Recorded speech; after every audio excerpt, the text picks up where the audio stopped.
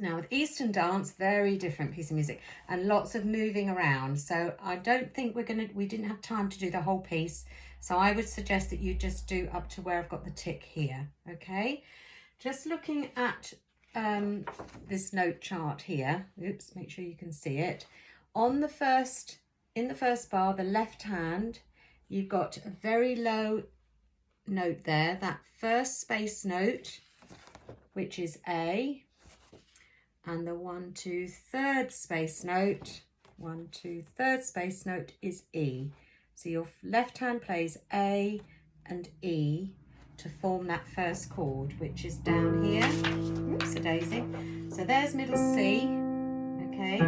So it's the E below that with my thumb and the A below that with my 5th finger. Let me just get that music.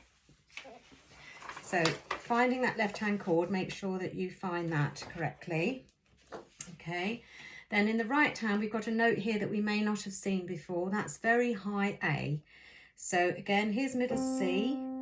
That's the high G that sits on top of the stave. And so we've got the next note above it, which is A. And on my note chart here, in my treble clef, there's the high G, sits just on top of the stave. So now we're using the note, the next line, which will be above that G, okay? So that's where that high A comes from at the beginning of the music. Now there's lots of fingering to look at here. You've got 5, 2 on E, then change to the 3, then F is 4, 2 on D, B with a thumb, change to the 2 on the B, the third bar, E with a 5, A, change to the third finger on the A, then 4 on the B, G, E, and change to the second finger on the E.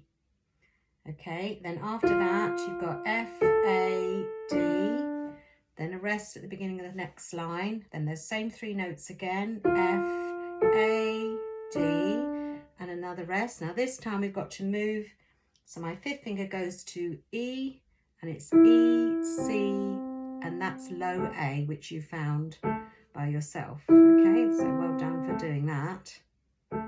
Okay, so if I hold this up to the screen, can you see if you can copy some of this fingering in?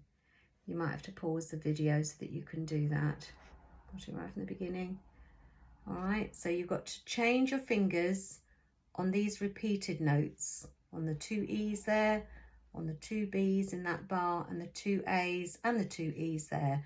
There's a bit of a pattern there, isn't there, of changing your finger on the repeated note each time. So try and use the fingering exactly like that. And you do need to read your notes because the fingers don't tell you where the notes are. They don't happen to fall in place nice and easily in this piece of music.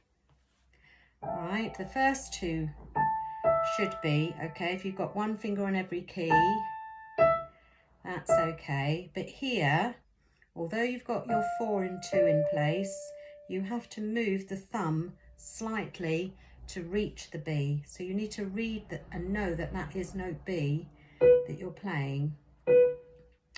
Then the third bar, the 5 and the thumb fit nicely on the E and the A. Swap to the third finger.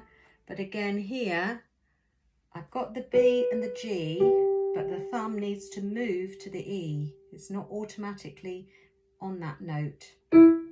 Change. Then the next 3 notes fit the hand fitting on the keyboard, so that's not so bad. Okay, so do make sure that you do your note reading.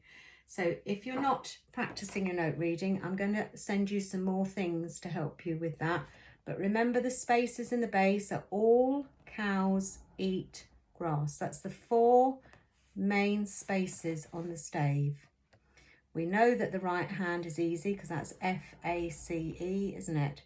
And then either side, you've just got 2 extra notes that won't fit either of those helpful rhymes, but you can learn them on their own, okay? And if you know that's A and that's C, then you can work out the line in between will be B, or underneath A on the piano comes G.